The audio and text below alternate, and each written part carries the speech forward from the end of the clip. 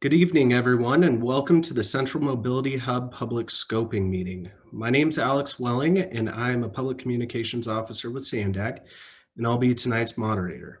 Next slide, please. Tonight's meeting will be conducted simultaneously in English and Spanish. To use the interpretation feature, please scroll to the bottom of the Zoom screen where the meeting controls are. Click on the interpretation icon that looks like a world and select Spanish as your language. If you're joining through Zoom, the Zoom mobile app, either via cell phone or tablet, please press the ellipsis button. It looks like 3 little dots, then interpretation, and then choose your language. I would now like to turn it briefly over to Carlos Diaz, who will be providing interpretation for tonight's meeting. Thank you, Alex, and good evening. I will now make the announcement in Spanish. Muy buenas tardes. Como acaba de indicar Alex Welling, se va a estar ofreciendo el servicio de interpretación simultánea al español para esta reunión. Para hacer uso del servicio, por favor, desplácese a la parte inferior de la pantalla de Zoom, donde aparecen sus controles, y haga clic en el icono de interpretación, parece un globo terráqueo, y de ahí seleccione Spanish o español. Si está utilizando la aplicación móvil de Zoom, en celular, tableta, etc., presione primero los puntos suspensivos, luego Interpretation y luego el idioma. Por último, si no desea escuchar el audio original en inglés de fondo, por favor seleccione Mute Original Audio o silenciar audio original. Gracias. Thank you, Alex. Thanks, Carlos. So some attendees, English or Spanish participants, may lose audio when the interpretation function is activated. If that happens, listeners will need to go to the interpretation button and select their preferred language. We'll now initiate the interpretation feature, and I'm going to give it a couple seconds to load up.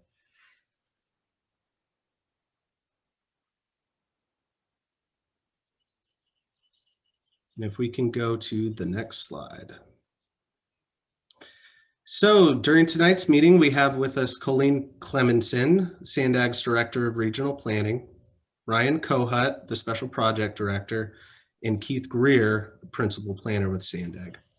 Now, without further ado, I would like to turn it over to National City Mayor and Sandag's Second Vice Chair, Sotelo Solis, for some brief remarks.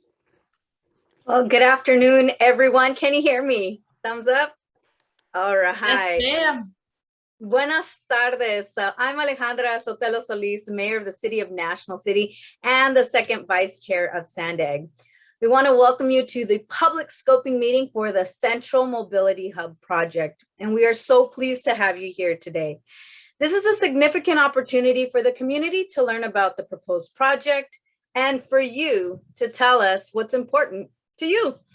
There will also be many more opportunities in the future to make your voice heard. The public scoping process this afternoon is an important first step in moving the Central Mobility Hub forward. Tonight, we'll be sharing information with you about the proposed project, as well as the project alternatives that will be studied. Most importantly, this process is an opportunity to hear from you. We want you to know that priorities you have and what you feel needs to be included in the environmental review is important. For decades, our region has tried to find a solution to provide direct and convenient transit access to the San Diego International Airport.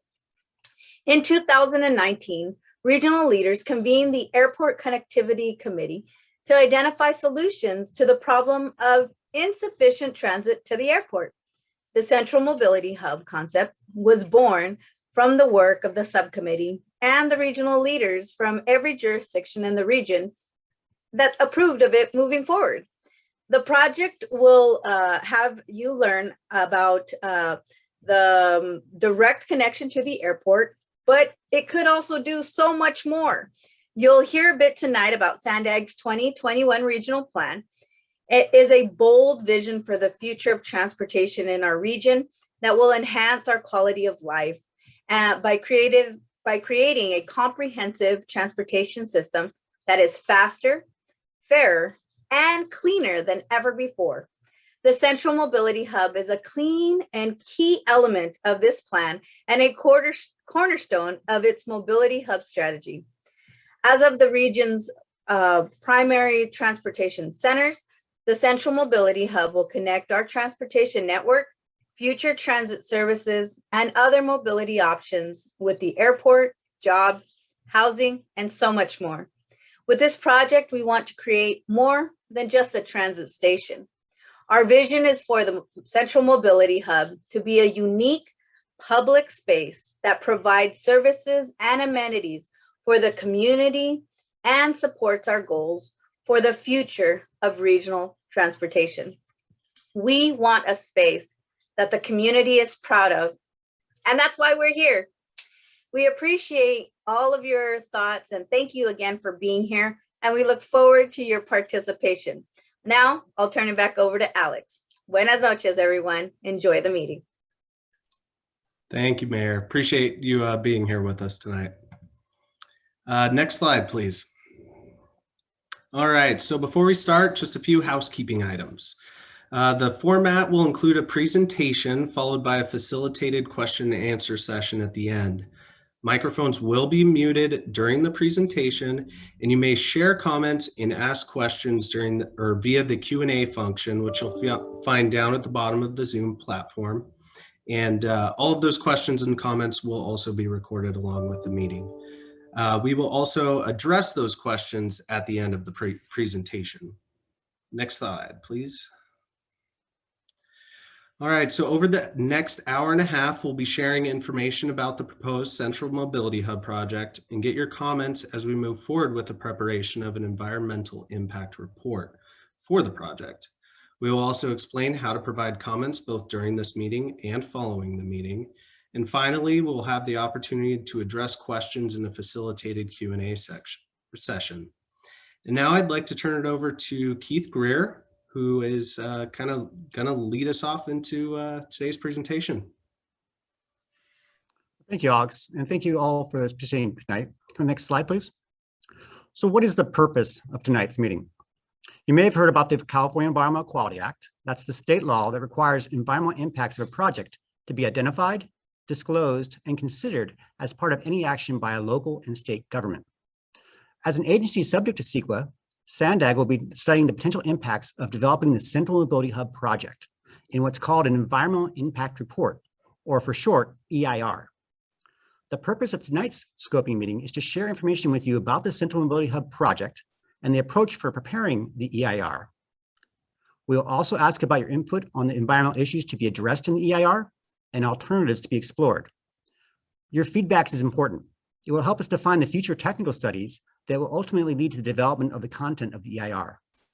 To get us started on our presentation tonight, I'd like to introduce Colleen Clemenson, SANDAG's Director of Regional Planning, to talk about the San Diego Forward, the 21 Regional Plan, and how the Central Mobility Hub fits in with it. Colleen? Thank you, Keith, and welcome everyone. And thank you so much to the mayor for her lovely opening remarks about the Central Mobility Hub. And what I'm here to share with you, and if you want to go to the next slide here, is an overview of the regional plan. This is a regional plan that SANDAG is responsible for putting together every 4 years. Next slide. And with this particular plan, we have put together what we consider to be a transformational transportation system for the residents of the San Diego region, and really providing true travel options, high quality transportation, so that everyone can participate in the San Diego economy. Next slide. In this regional plan, we're really solving for 3 key things: addressing traffic congestion, addressing social equity in a meaningful way, and meeting our state and federal mandates. And this is very important because in this plan, we have to meet specific climate laws that have been established by the state of California, air quality conformity laws that are established by the federal government, in order to continue to get state and federal funding to come to this region to help build the transportation system of our future. Next slide.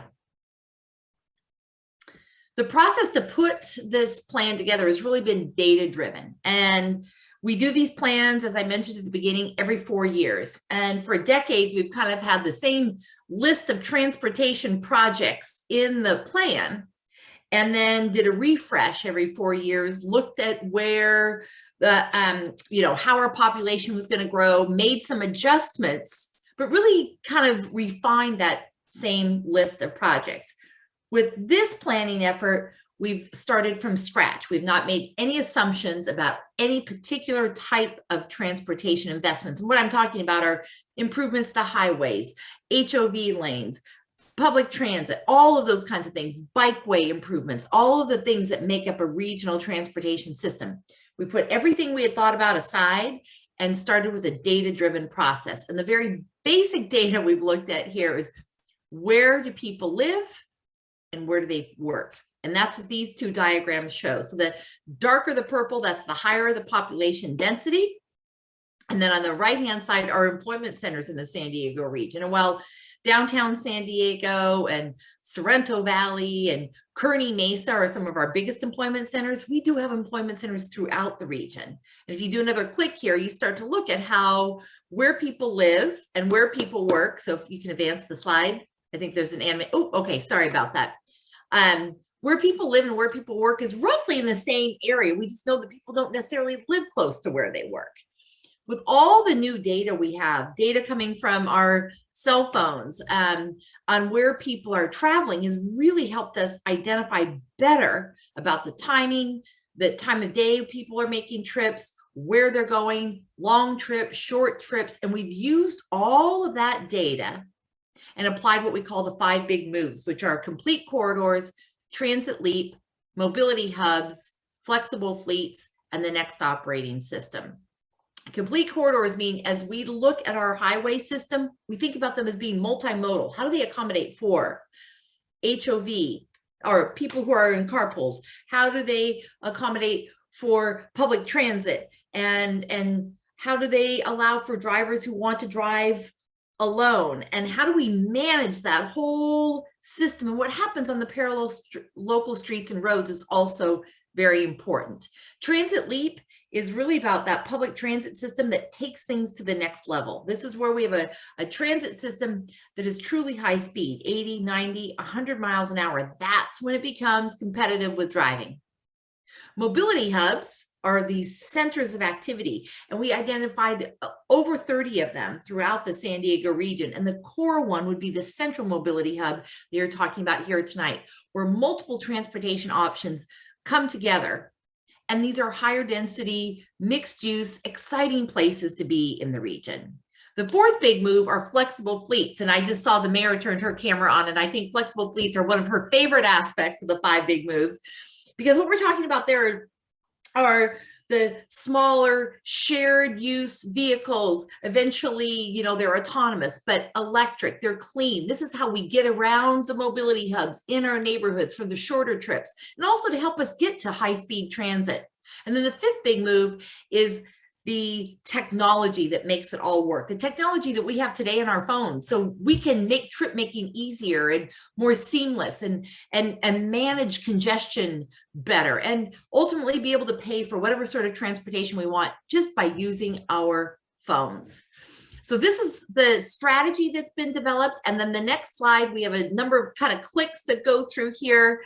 Really is what does this whole system look like? So this is the vision for the transportation system of the future. So the first click, think about all of the highways in our region and having managed lanes on them. And what that means is what we see on Interstate 15, where we have particular lanes that are set aside that are free for transit, free for carpoolers, and then people can pay to actually use those lanes, and then connecting all of these. If you're familiar with the highway system today, you don't necessarily have a clean connection to get the movements of north-south and east and west, but this is a fully connected system of managed lanes. The next click, it's really important for us to think about what happens on our rural roadways. These are evacuation routes for people who live in some of the most remote locations in our region, and for fire escape routes, as well as just safety improvements. So that's part of the vision as well.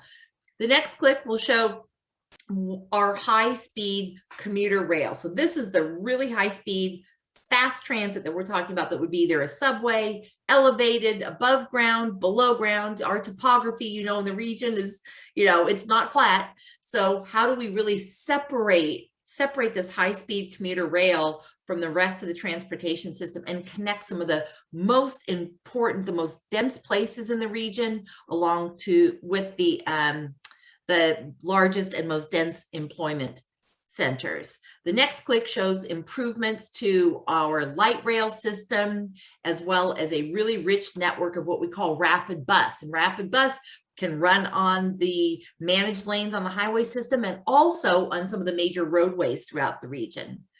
The next click shows the mobility hubs. And so these are the denser areas within our region where we want to focus growth and development going forward so that we can preserve open space, preserve the backcountry. And these are the places for economic development. So it's where we see more housing and more exciting places for all of us in our communities to gather. And it's within these areas where the flexible fleets operate, and also between these areas that the flexible fleets operate. So this is the bold new transportation vision. I think there's one more click here or not. Okay, so with that in mind, I'm going to turn it over to, I don't know if it goes back to Keith or to Ryan Kohut to talk about specifically the Central Mobility Hub and its role in the regional plan. Thank you, Colleen. Here I would like to talk about the Central Mobility Hub and why we are so excited about what it can bring to the San Diego region. Next. What is a mobility hub? A mobility hub is a place that ties together all the ways that people get from one place to another. Local rail, buses, regional rail, Amtrak, cars, pedestrians, bicycles, everything. But they are more than just a transit connection. They are a gathering place, a place to work, to do business, a place to meet and have fun, a place to bring people together. Next slide. San Diego International Airport is one of the only major airports in the United States that does not have a fixed rail connection to transit. Most projections show that air travel will continue to grow over time, and that growth will increase congestion on the existing road system around the airport. In 2019, a subcommittee was formed at SANDAG to study how to connect the airport to the regional transportation system. That subcommittee looked at past plans and studies, as well as new concepts and technologies. They recommended 4 concepts for further study and consideration, and these concepts form the basis for the alternatives being considered here today. Next slide. What do we want to achieve with a Central Mobility Hub? We want to provide a safe, fast, and efficient transit access to the airport. We want to reduce traffic congestion and improve the flow of traffic in the surrounding community. And we also want to provide for the ability of pedestrians and bicyclists to access and connect to public transportation. And finally, we want to provide a safe and inviting place for the community to gather and to welcome all to the San Diego region. Next slide. The Central Mobility Hub is a generational opportunity to do something big, to give people a real choice, to use transit to get to the airport. Next slide. This is an opportunity to create a place where the community can come together, whether passing through or to work, do business, or seek entertainment and other amenities. Next slide. And this is an opportunity where the 5 big moves that Colleen just spoke about will all take physical and tangible form. Next slide. This is the Navy's Old Town campus on 70.5 acres of land on 2 sites. North of downtown, just west of Interstate 5 and the Lausanne Rail Corridor, and approximately 1 mile north of the airport terminals. The Navy is currently considering its opportunities to redevelop this site. Originally, the site was developed during World War II to build B-24 bomber aircraft. The site currently hosts NAVWAR, the Navy's IT support, cyber warfare, and artificial intelligence center. The existing facilities are obsolete and are literally falling down. The Navy is looking at opportunities to trade its development rights to this property in return for a new on-site home for NAVWAR to meet its critical national defense mission. A central mobility hub on this site, incorporated into the Navy's redevelopment project, is one of the alternatives being considered. Next slide. And here I hand things back over to Keith Greer, Sandag Principal Planner and Environmental Lead for the Central Mobility Hub project. Thank you, Keith. And thank you. I'd like to now turn to the environmental process, talk to you about what we're preparing as part of the EIR, and talk to you about the resource areas and the alternatives we're looking at. Next slide. This slide illustrates the environmental review process. And we are at the very beginning of the process, and it starts with soliciting public input. You'll see that along the way, we'll have 2 additional times that we're going to solicit public input as well, leading to ultimately to a Sandag Board of Directors decision on the project. So Sandag is currently scoping out the contents of what should be included in the Environmental Impact Report, or EIR, and your input will help make that document more useful to you, more useful to our board. Scoping will help us define the technical studies that will lead ultimately to the creation of a draft EIR. That draft EIR will be sent out for public review. The public will get a chance to look at the environmental impacts resulting from the project, and ultimately to provide comments back on what should be changed, modified, or to support the conclusions of the EIR. Public comments will be addressed and included in the final EIR, which will be made available to the Sandag board at a future public hearing where they will consider the Central Mobility Hub project. Next slide. The EIR will cover 16 different resource areas. And a resource area is just a group of different types of analysis that will be done, where Sandag believes that they may have some effect on the physical environment, and it should be discussed and disclosed in the EIR.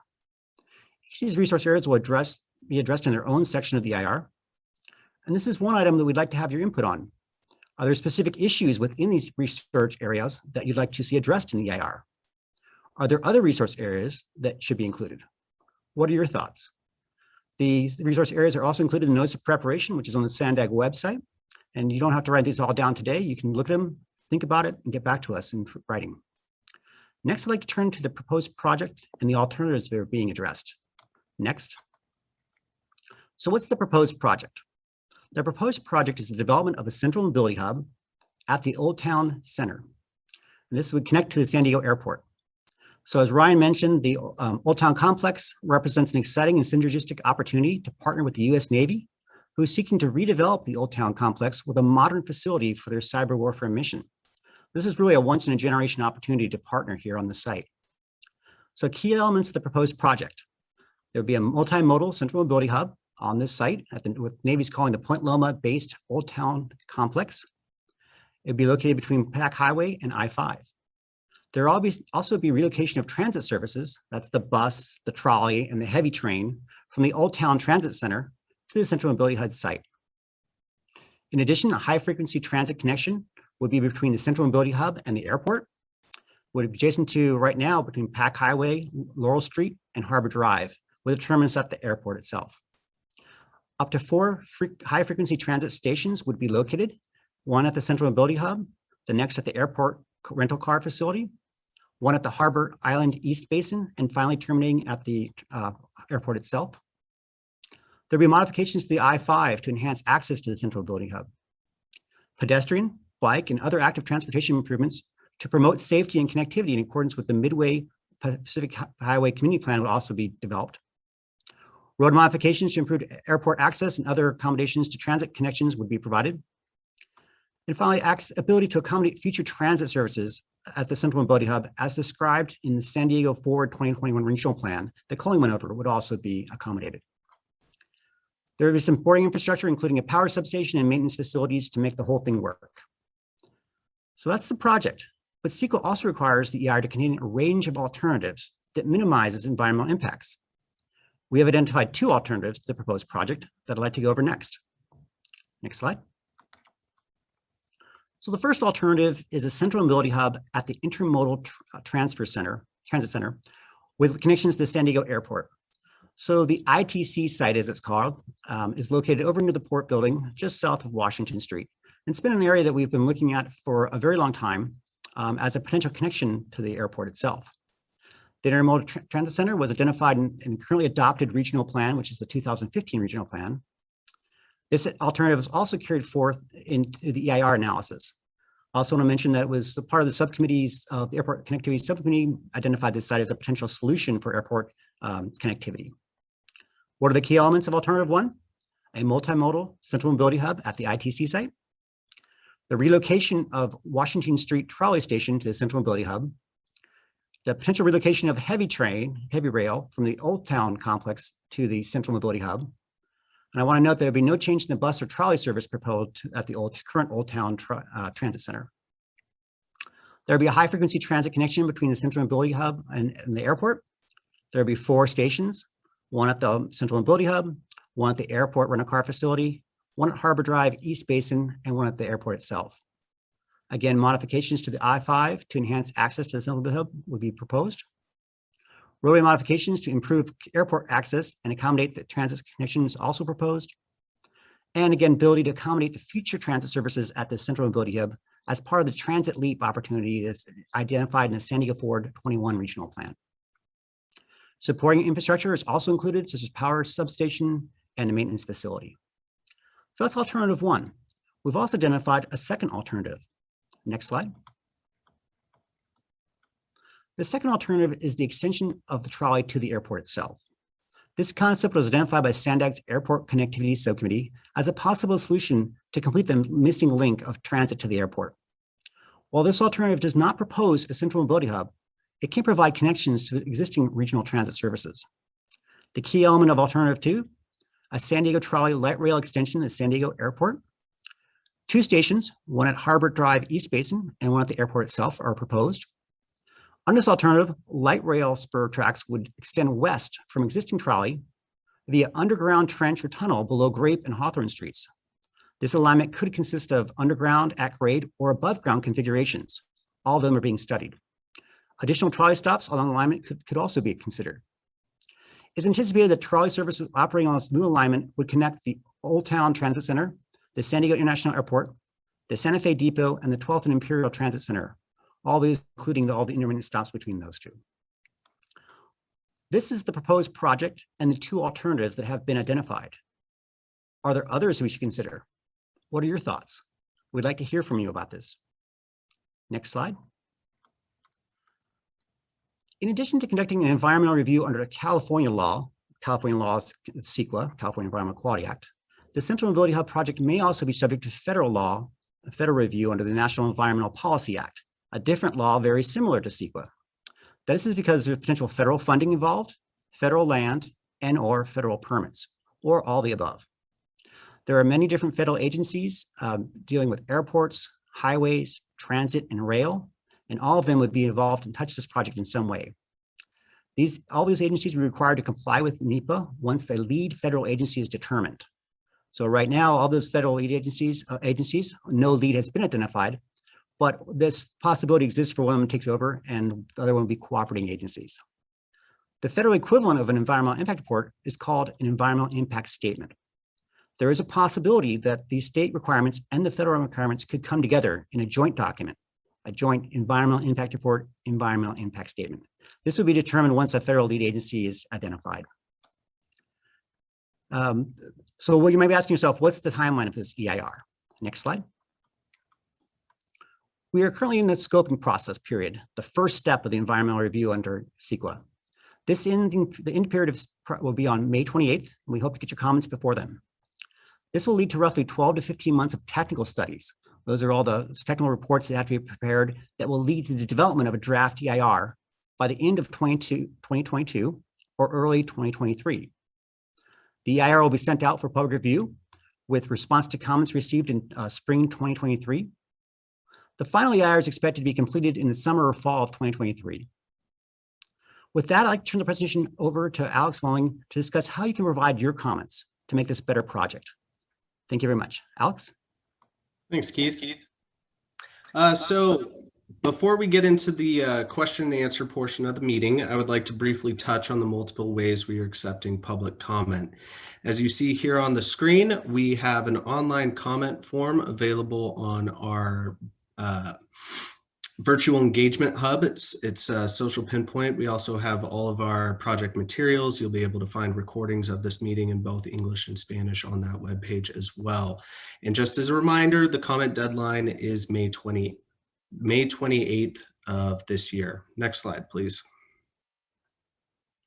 And then we also have other venues to submit comments. We have our project email address. We have a phone number. You can even text your public comments to us. And then you can also send it via mail. And again, reminder, May 28th is the deadline. Next slide. So now we're going to move on to the question and answer portion of this presentation. And so participants are asked to submit comments and questions via the Zoom Q&A box down at the bottom of the screen. I'll read these questions for all participants, and a member of our project team will go ahead and answer that question. If you are unable to type your comment or question, you may use the raise hand feature and we will call on you. If you are participating by phone only and you have a comment or question, please press *9 to raise your hand. We will call on you by the last few digits of your phone number. Once your question is answered, you can press *9 again to lower your hand. If you make a comment in writing or verbally tonight, these will be included as comments on the notice of preparation. So with that, I think we can go ahead and jump right in.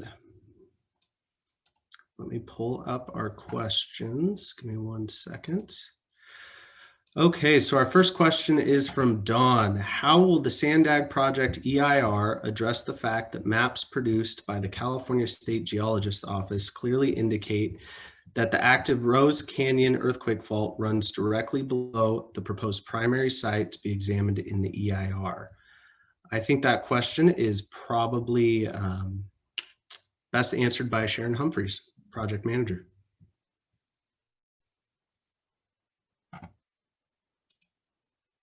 If you're there.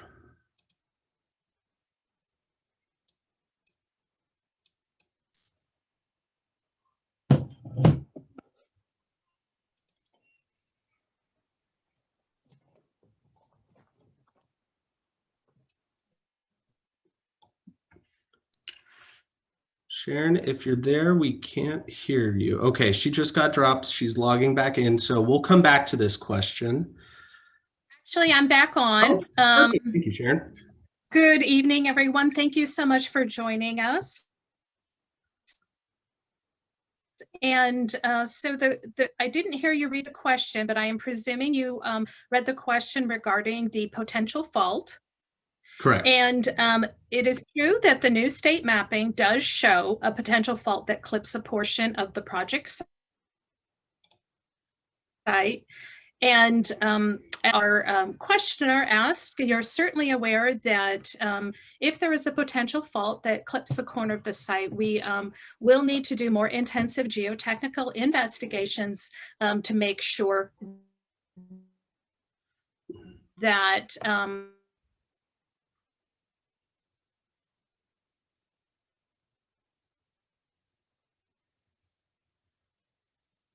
I think we lost you, Sharon. Alex, I can go ahead and take that comment or question. Yeah. Yeah, we are familiar about the new updated state maps.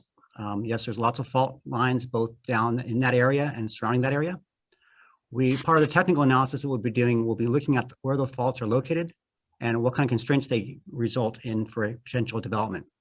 All that will be encapsulated in both the technical report and ultimately in the EIR itself. So thank you for the questions. And yeah, it's a great question to have. We are aware of it and it will be included in both technical studies and the draft EIR. Thank you, Keith. All right, on to our next question from Stephanie. Will you guys be working on a wayfinding analysis? You have so much great data to work with, something that will guarantee user connections, continuity, and consistency of information.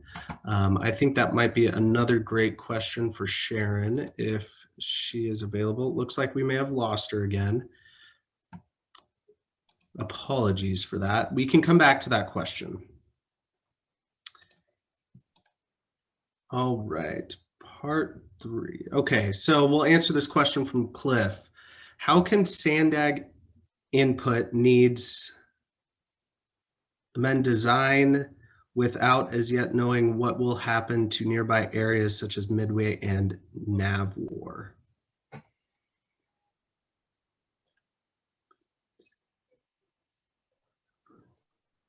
Sorry, I'm just trying to make sure I'm reading this question correctly. And Alex, I can probably take a crack at this and then turn it over to the rest of the team. So I think the question is, how are we going forward with the Central Mobility Hub looking at this one location? And remember, only one of the locations are at the Navy's complex. The other two alternatives are located off that area. When there's lots of proposals out in that area for Midway. And what the EIR does is it looks at both what's being proposed and the surrounding context, what is also being proposed as part of what's called a cumulative analysis. So there's a whole section of the EIR that looks at other projects that are going along, and cumulatively, is the result of those surrounding projects on this one.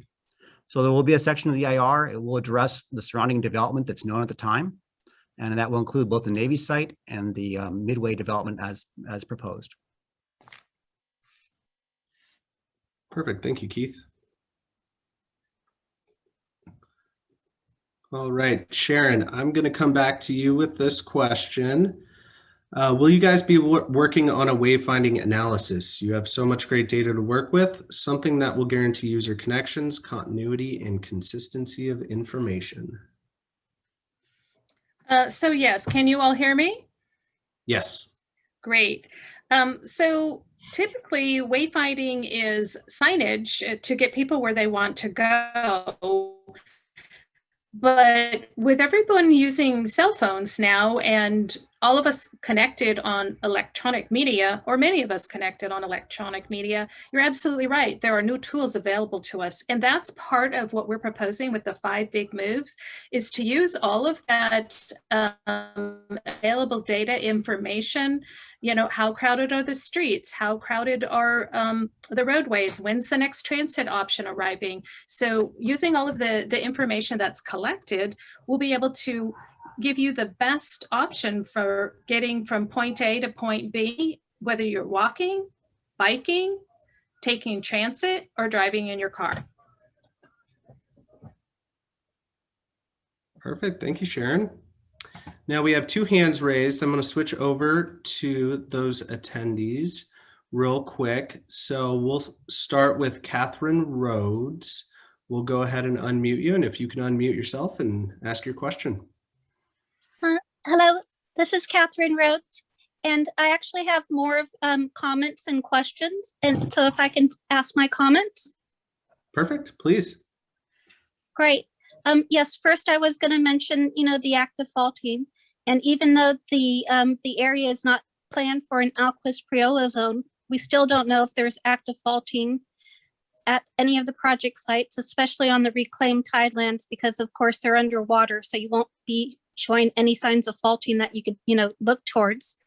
And I hope that it would be a lot better than the fault investigations that you did for the projects over the San Diego River, because as far as I saw about those were just only literature reviews. It didn't actually have any new technical studies like an actual fault investigation across the project. So I'm hoping these will actually have actual fault investigations.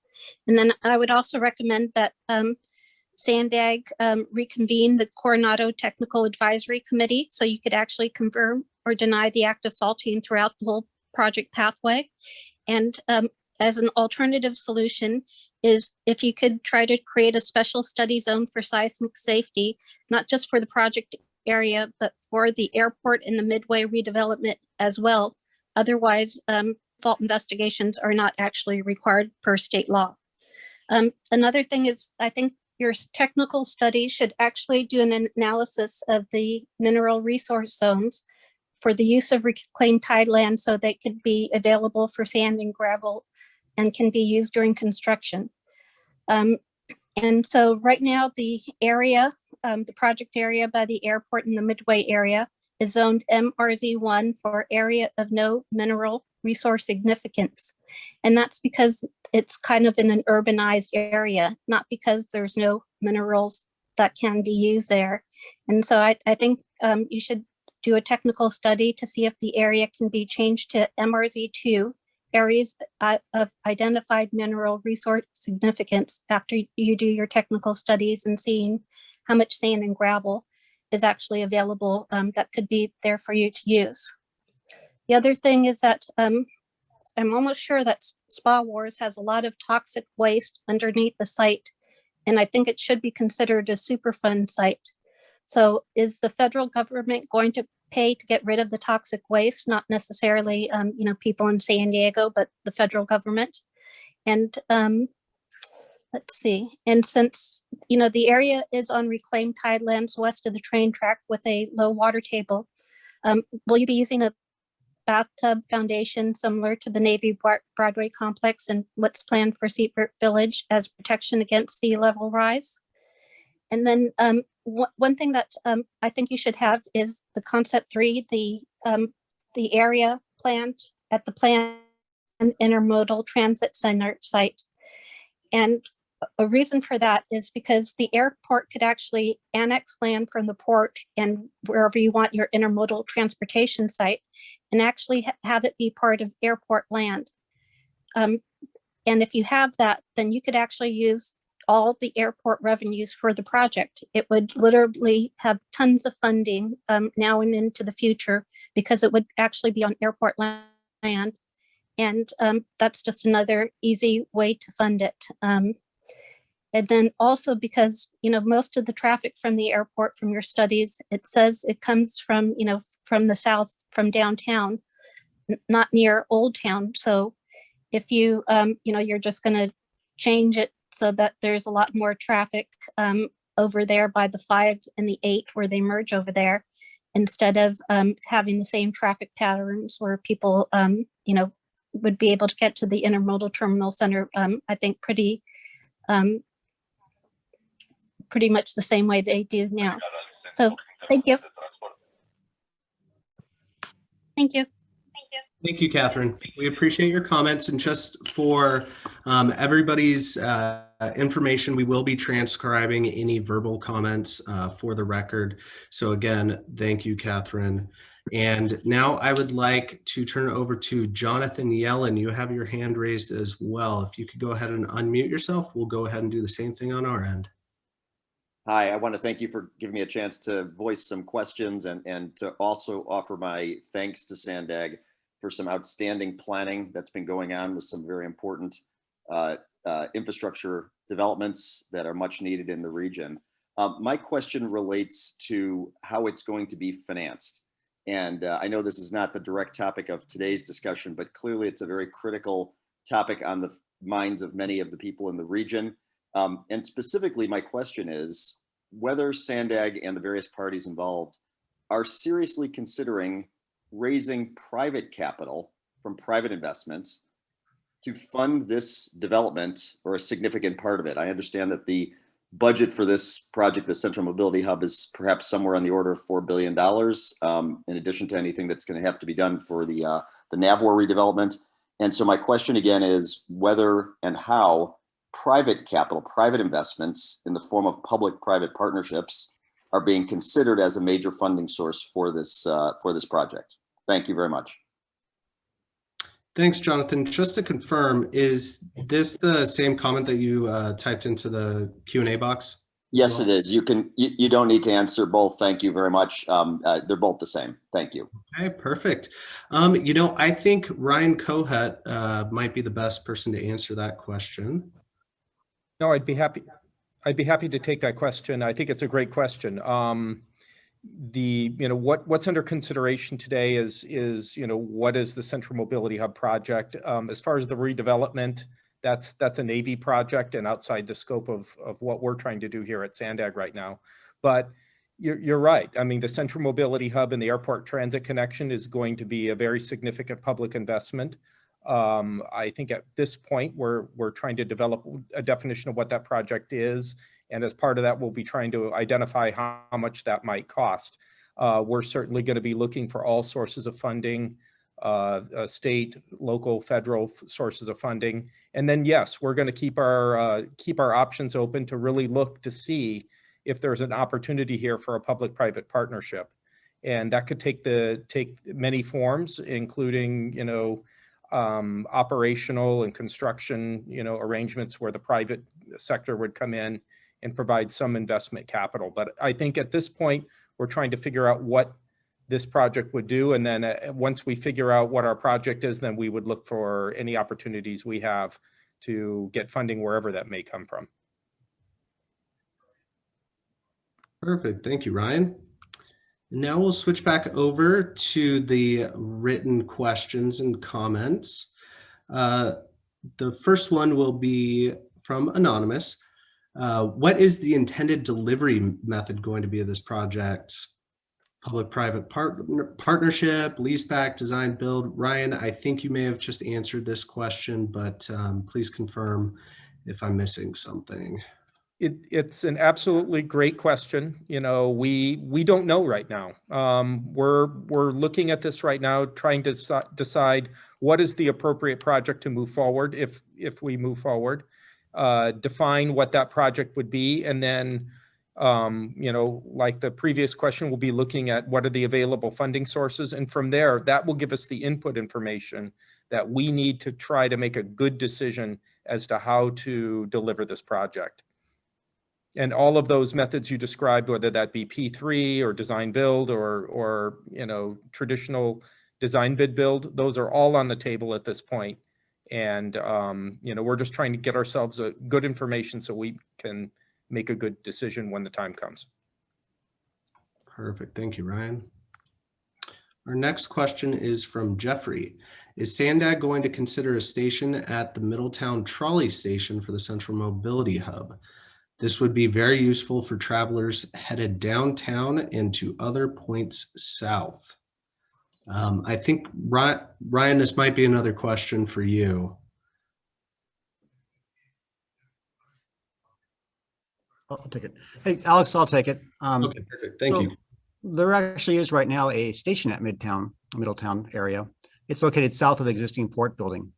Under both the project or under the proposal to do an alternative one to have it at ITC, which is located north of the port building, none of those would affect the Middletown Trolley.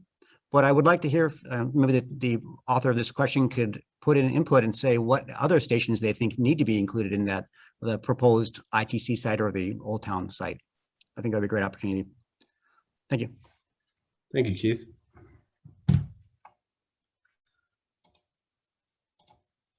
All right, so I have a longer question here from Dawn, so bear with me, please.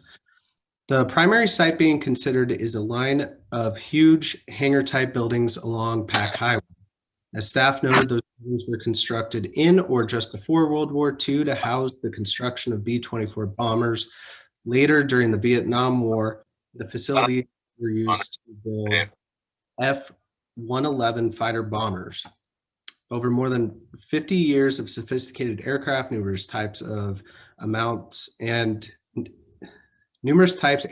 of toxic fluids and solvents found their way deep into the ground beneath the facility, including a number of toxic materials which could not be used legally today. How does Sandag propose to examine, remove, and recycle or fully mitigate the environmental impacts of those toxic fluids and materials on the project? And Alex, I'll go ahead and answer that question. So yes, we're aware of both the proposed site and the possibility for the ITC site to have hazardous materials. Part of the technical studies that will be developed will be to identify all the existing reports that were done for hazardous material cleanup on those sites. And those reports and technical documents will have a mitigation, or we call a plan of action, to clean up the potential dirty dirt, as well as any kind of toxins they got into the groundwater. So all that will be encapsulated into technical reports, which again will be brought into the EIR ultimately for the public to review.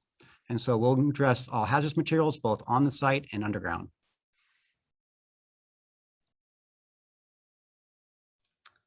Thank you, Keith. Next question from George. What is the relevancy of the old Midway post office to this endeavor? I'm not sure if that would be a question for you, Keith, or maybe Ryan.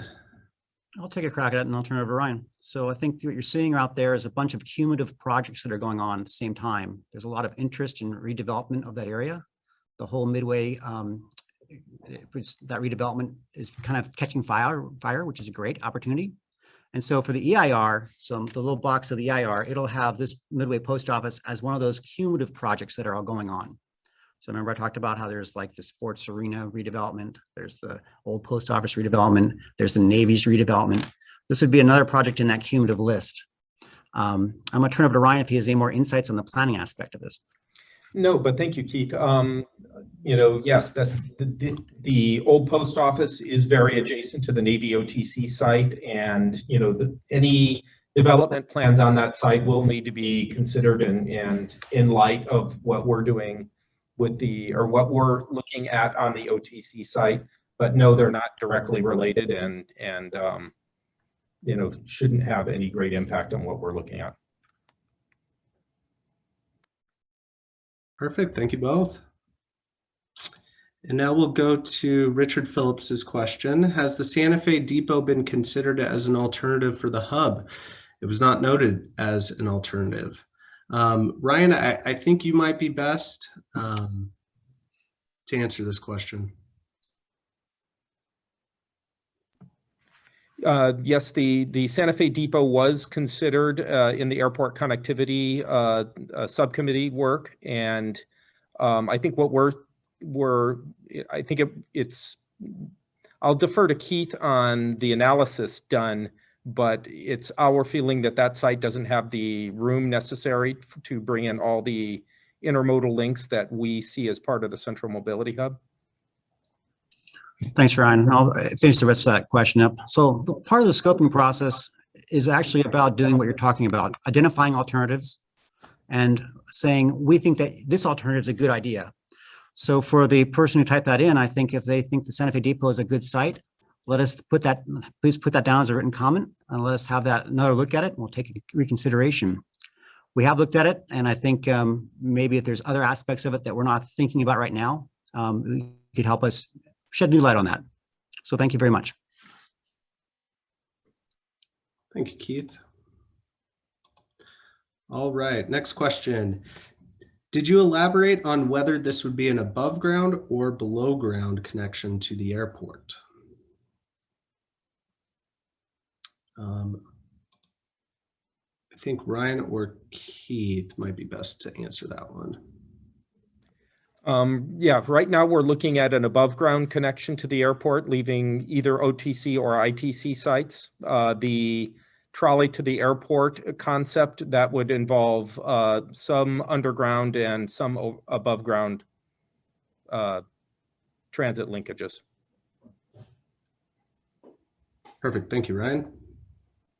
All right, next question is from Deborah Jones. For alternative 2, since it is routed near the harbor water, can you please include ferries as transportation alternatives, please? Ferries can be routed from downtown, from Point Loma, from Chula Vista, and Coronado. Thank you. That is a comment, but Danny, I don't know if you want to mention anything about that question or comment. Yeah, sure. Thanks, Alex. So as part of the planning process for the Central Mobility Hub, we are looking at connections to and from the actual site. And one of those things that we are considering and looking at is a ferry connection from that East Basin automated people mover station. So yes. Thank you, sir. All right, next question is from Mario. Please clarify the project for the EIR. The central hub and the line to the airport are sort of presented as 2 projects. I use the second alternative, the trolley connection from the south. How does that affect the mobility hub? Can one be done without the other? And Alex, I'll take that question. Thank So you.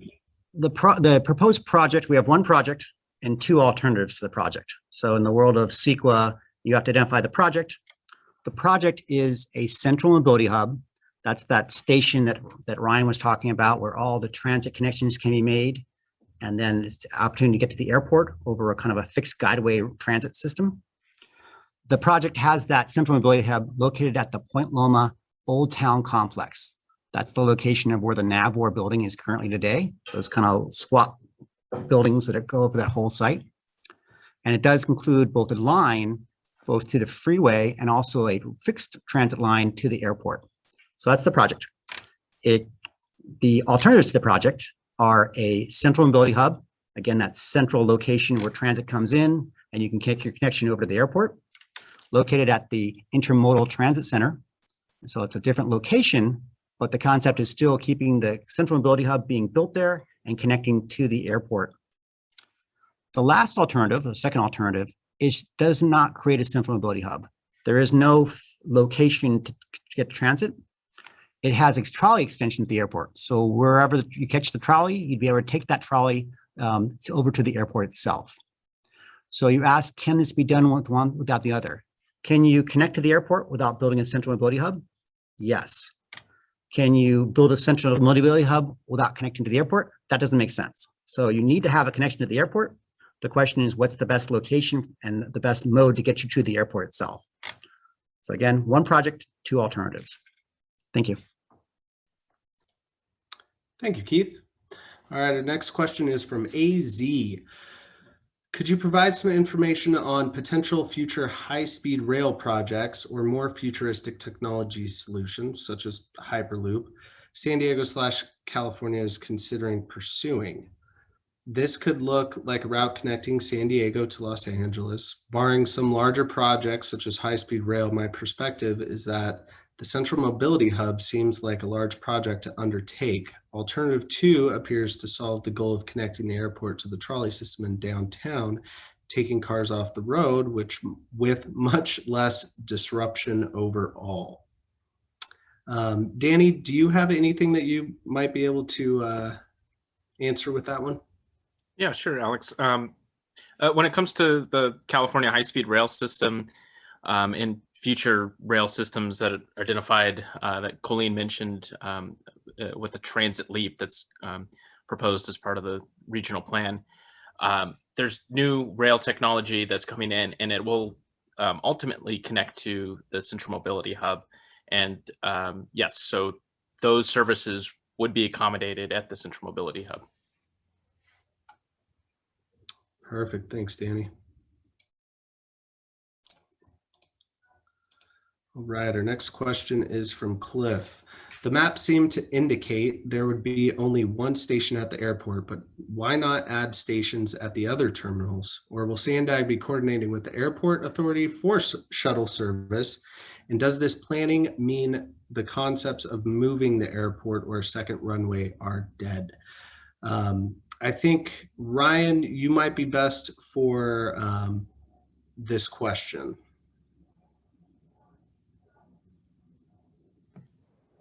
That's certainly something we can take under advisement. The purpose of this public scoping hearing is to hear from you where you feel that we could improve the definition of this project. That's the addition of stations at other terminals is certainly something we could look into. It's now a part of the record, and we'll take that under advisement. Perfect. Thank you, Ryan. All right, our next question is from Terry. Relative to the option on the Navy site, a bill passed in Sacramento allows the Navy's EIR to be accepted as the CEQA EIR. Does this impact the EIR that you would have to do for the option on the current Navy site? Keith, I think this is right up your alley. Yes, the bill that the gentleman is referring to is Assembly Bill 2731, and it was authored by now Mayor Todd Gloria. And what it did for the Central Mobility Hub, though, it clarified that for the Central Mobility Hub project, that they would be doing its own environmental impact report. Within that environmental impact report, it had some provisions to make sure that the building itself was as green as it could possibly be in terms of LEED standards, and also reducing greenhouse gas and other sustainable measures. That's what the bill formalized for the Central Mobility Hub project itself. The other provisions of what the Navy is doing as part of their environmental impact statement, that's a separate and distinct item and outside of what we're doing here for the Central Mobility Hub. Thank you. Thank you, Keith. All right, next question is from Richard. Aircraft noise is a significant impact to surrounding neighborhoods from the SDIA. Will the development of a transportation hub create or induce additional noise impacts to adjacent neighborhoods? Specifically, Would the hub promote additional aircraft activity that would make the noise impacts worse? That's an interesting concept, meaning that if you build it, there'll be more airplanes coming. The EIR will have a noise section. It'll be included, all the analysis for looking at impacts to the surrounding communities from the Central Mobility Hub will be looked at. For example, is the trolley that will be connecting up from the Central Mobility Hub to the airport, will that create more noise? I think what the writer is talking about is, will the future aircraft from the Central Mobility Hub make it easier to accommodate more future planes? And I don't know the answer to that question. I think maybe that's, if the person would like to go ahead and put a written comment down explaining that, elaborating on a little further, that'd be great. Thank you. Thank you, sir.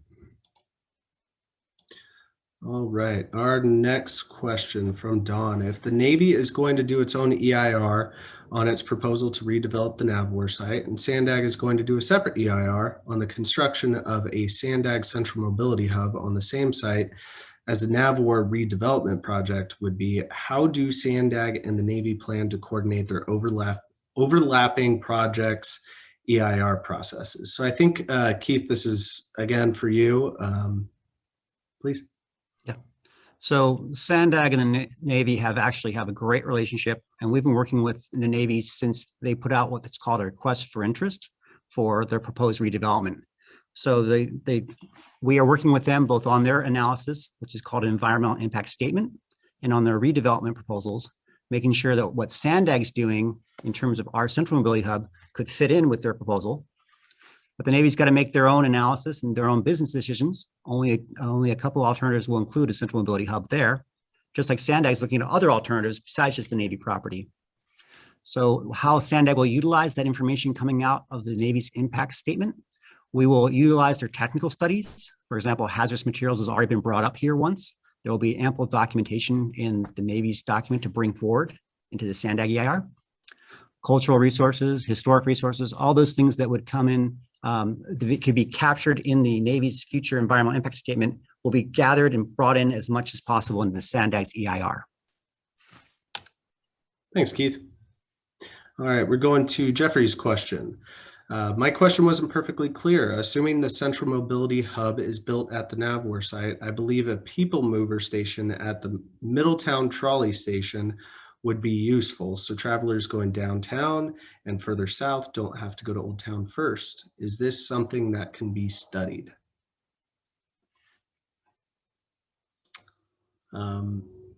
Maybe Ryan, I think you might be the best to answer that.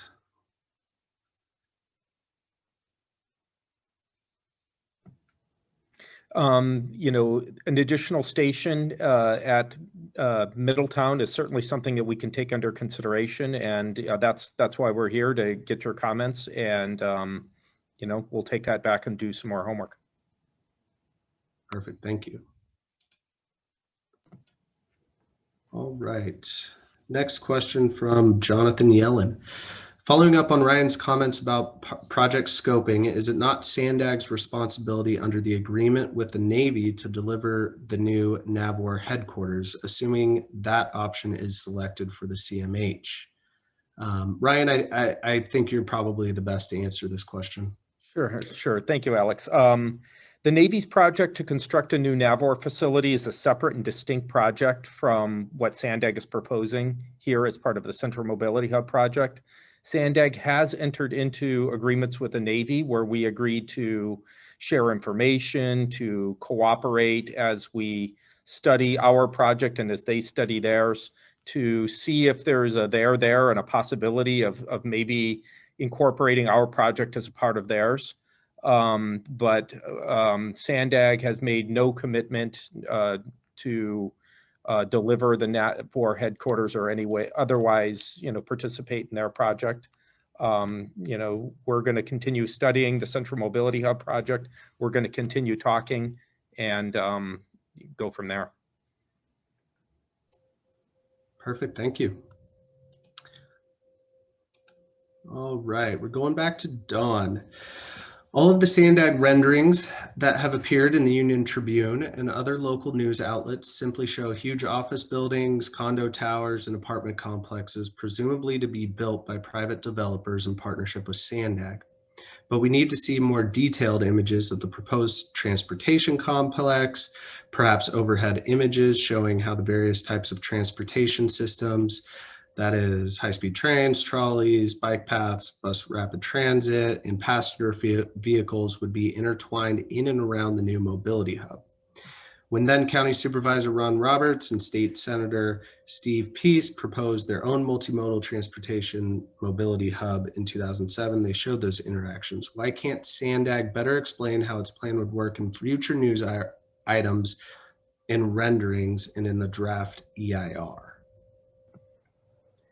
This is something I can take, Alex. The images that have been distributed publicly were things that we sketched out just to get an idea of what this might look like. They were really for illustrative purposes only. But this is the beginning of the process. We're starting to, talk about our project. We want to get your input. We want to really do the homework of understanding how our project may look on and how it may operate on these various sites. As we do that homework and as we do that analysis, we're going to come up with the drawings and the imagery and the plans that really will have the information that you're looking for there.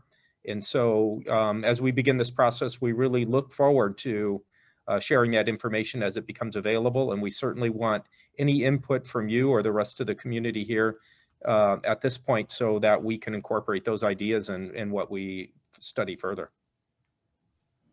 Perfect. Thank you, Ryan. All right, our next question. Does this project require permits from the city of San Diego?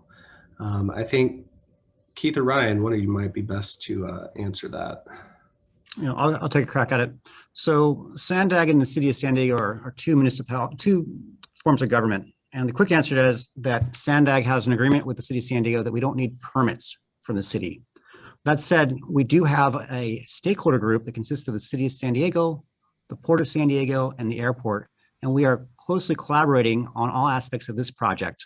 So we want to make sure the city of San Diego is as satisfied, just like the port and the airport are, with the resulting outcome of this project. And we're all speaking the same language and making sure that everybody's coordinating and communicating. Thank you. Thanks, Keith. All right, I see Catherine Rhodes has her hand up. If you could go ahead and unmute yourself, we'll unmute you on our end as well. Hello. I was wondering in the EIR if you can analyze putting the pathway to the airport from the center underground instead of just above ground. And it doesn't necessarily have to be in a tunnel. I think what you should, if you would analyze actually doing, the bathtub foundation and taking out all the liquefiable soils and actually creating new land, below ground, and actually putting all the traffic underground. It'd be a really easy way. And then also all the photographs that you did have, showed a whole bunch of cars entering the center. If possible, if you could have the entrance for cars to be underground to the center instead of being at grade, I think it would make the project look nicer. Thank you. Sorry, I was still muted. Thank you. All right, we'll go back over to the written questions. This one is from Nish. In your feasibility analysis phase for this project, how many trips convert from driving alone to taking transit because of the project? I'm going to ask either Danny or Sharon to answer that question. Good evening, everyone. This is Sharon. We don't know yet. We have some preliminary analysis, that looks at that. But what we're going to be doing is doing the technical studies based on the feedback we get from you all tonight for a specific, to look at the various locations where we're considering putting the connection to the airport. And we're going to look at how many trips convert from driving to transit for the trolley option and the Central Mobility Hub at the Intermodal Transportation Center and at the Central Mobility Hub at the Old Town Complex. So we need to do our technical due diligence on that analysis, and then we'll be sharing that information with you when it is available as part of the draft EIS. Thank you. Thanks, Sharon. And I think you might be able to help with the next question as well, but please correct me if I'm wrong. Will the Mobility Hub provide short and long-term parking, or is the expectation that the users will utilize the trolley or rideshare to get to the Mobility Hub?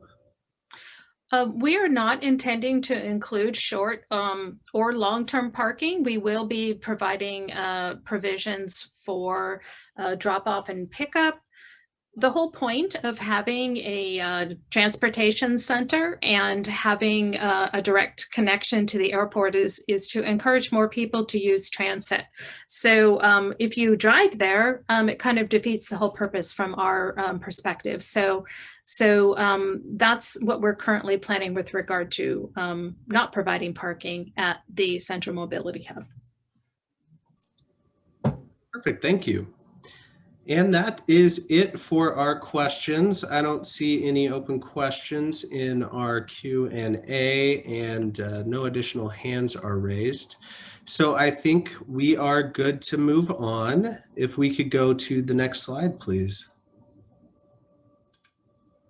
So before closing tonight's meeting, I just want to again briefly explain how you can engage with us during this project and during this public scoping period.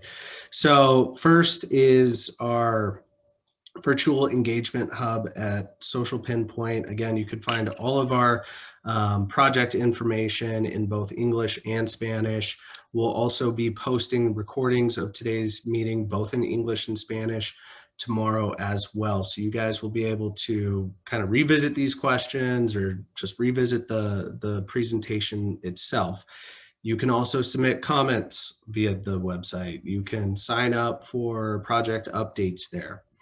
Highly recommend everybody just going and quickly checking out that site.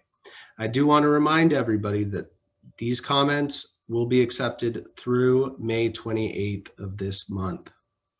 We're asking that everybody comment on the proposed project and its alternatives. And again, this recording will be posted in both English and Spanish. Next slide, please. So with that, I would like to, on behalf of SANDAG and the entire project team, thank you for joining us tonight. And during the life of this project, if you have any questions, comments, concerns, please do not hesitate to reach out to us. And with that, I'd like to say good night. Thank you so much.